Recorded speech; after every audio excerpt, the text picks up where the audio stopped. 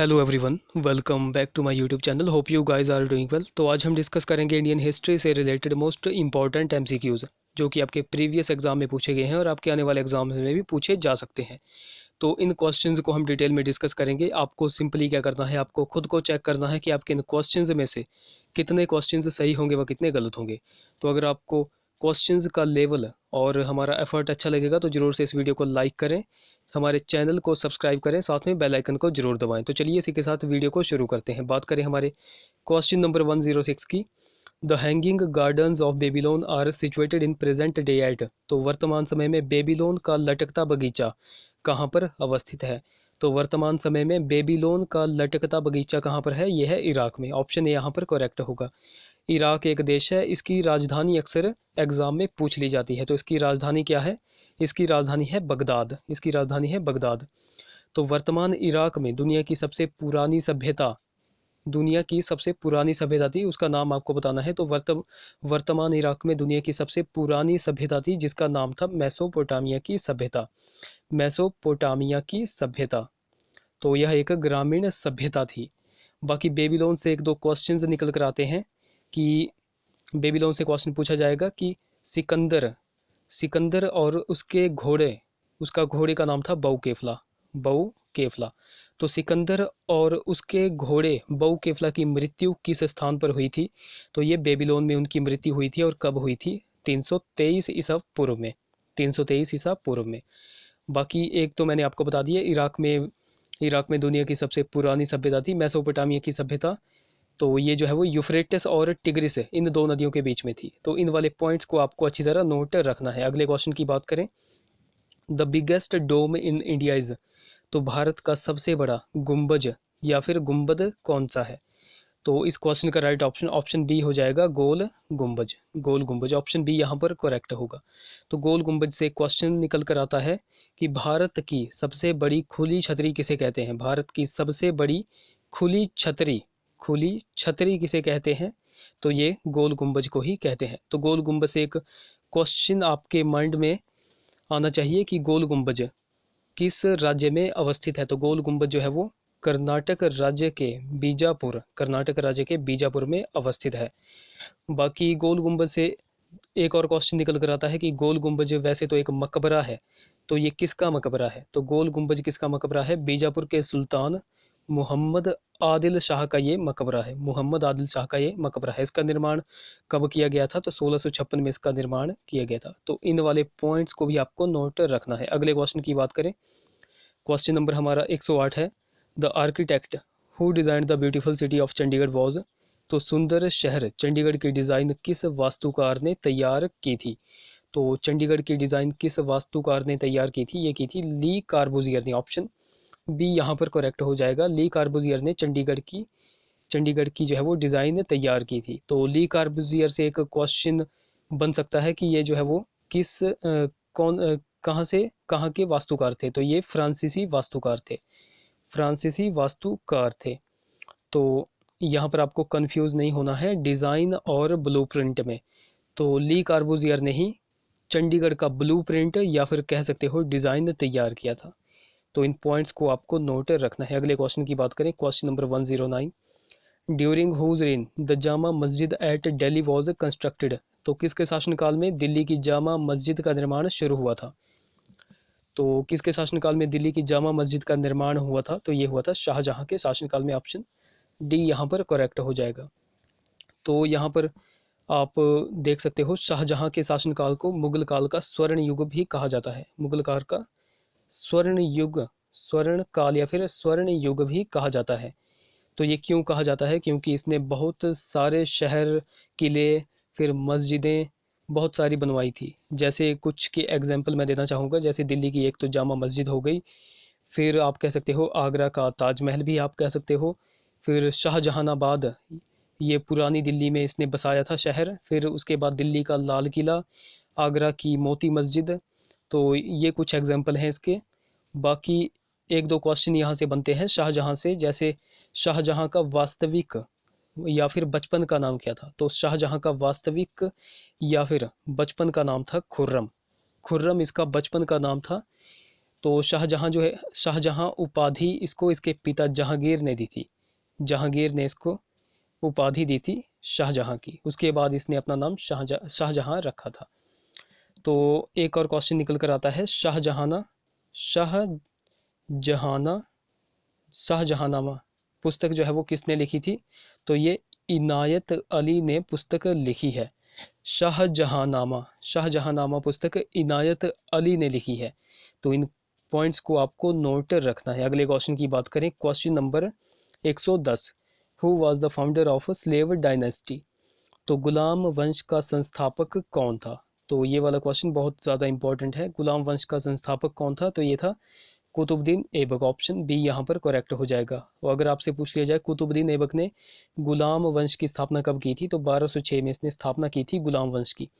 तो गुलाम वंश से एक और क्वेश्चन निकल कर आता है कि गुलाम वंश को किन किन नामों से जाना जाता है? तो गुलाम वंश को हम दास वंश भी कहते हैं। इसके अलावा हम इसको ममलूक वंश भी कहते हैं। तो गुलाम वंश को ही हम दास वंश कहते हैं और ममलूक वंश भी कहते हैं। तो कुतुबुद्दीन ऐबक ने ही कुतुब मीनार की नींव रखी थी। कुतुब मीनार की नींव रखी थी। और एक क्वेश्चन बनेगा कि इसने कुतुब मीनार की नींव किसके नाम पर रखी थी? तो एक सूफी संत थे, ख्वाजा ख्वाजा कुतुबुद्दीन बख्तियार काकी। ख्वाजा कुतुबुद्दीन बख्तियार काकी के नाम पर इसने कुतुब मीनार की नींव रखी थी। तो इन पॉइंट्स को आपको नोट रखना है। अगले क्वेश्चन की बात करें, question number 121, in Gupta period the kings share of the produce was known as? तो गुप्त काल में उत्पादन में राजा का हिस्सा जाना जाता था, तो ये किस नाम से जाना जाता था? तो ये जाना जाता था भाग नाम से। ऑप्शन ए यहाँ पर करेक्ट होगा। अगले क्वेश्चन की बात करें, in India the first to put forward the theory that the earth revolves around the sun was?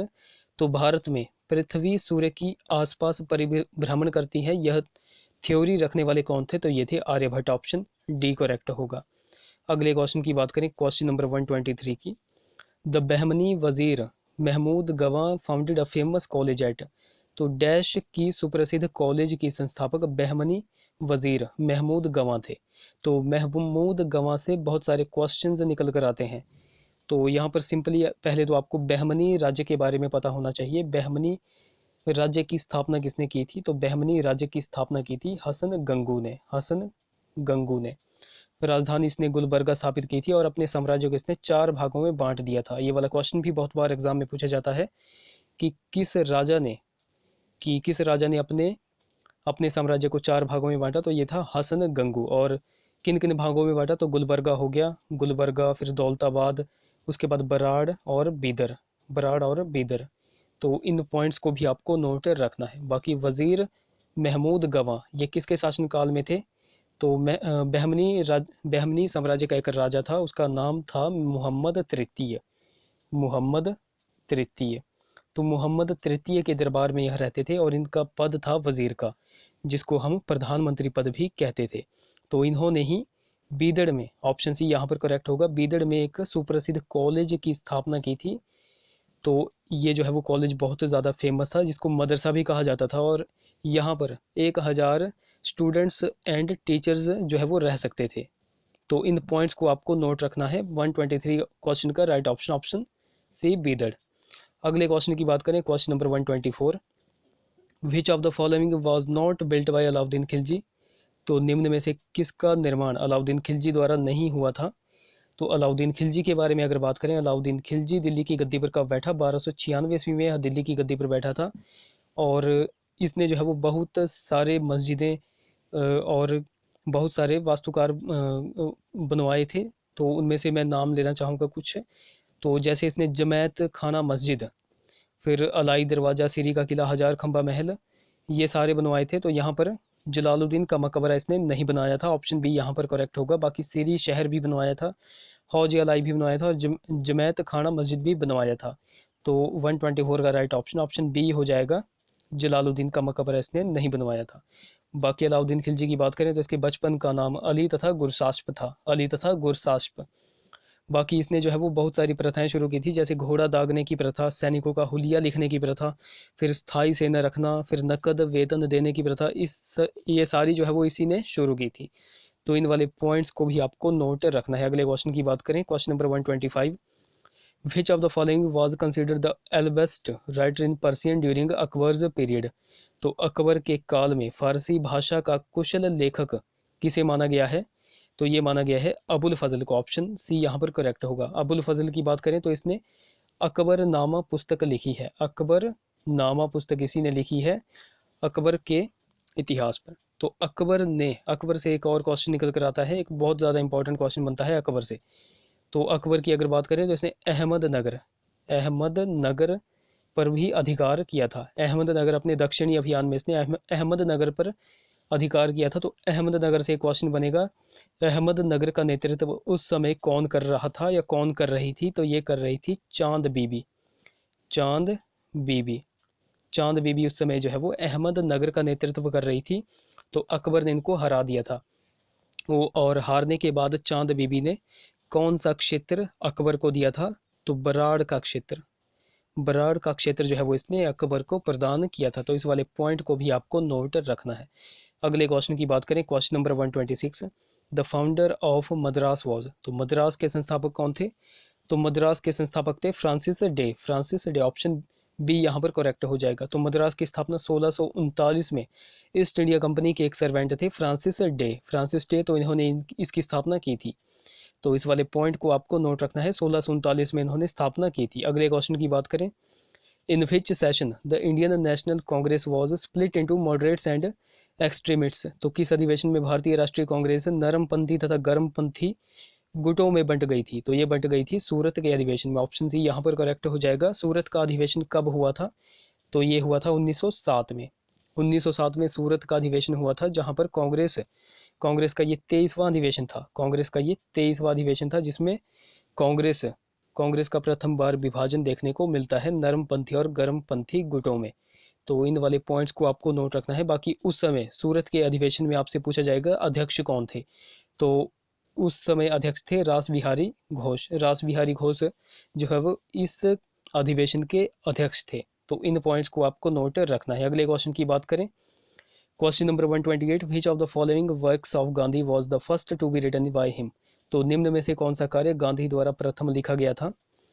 तो ये लिखा गया था हिंद स्वराज। ऑप्शन ए यहाँ पर करेक्ट होगा। तो यहाँ पर सिंपली आपसे पूछा गया है कि सबसे पहली पुस्तक महात्मा गांधी ने कौन सी लिखी थी? हिंद स्वराज पुस्तक लिखी थी महात्मा गांधी ने। इसकी मूल भाषा क्या थी?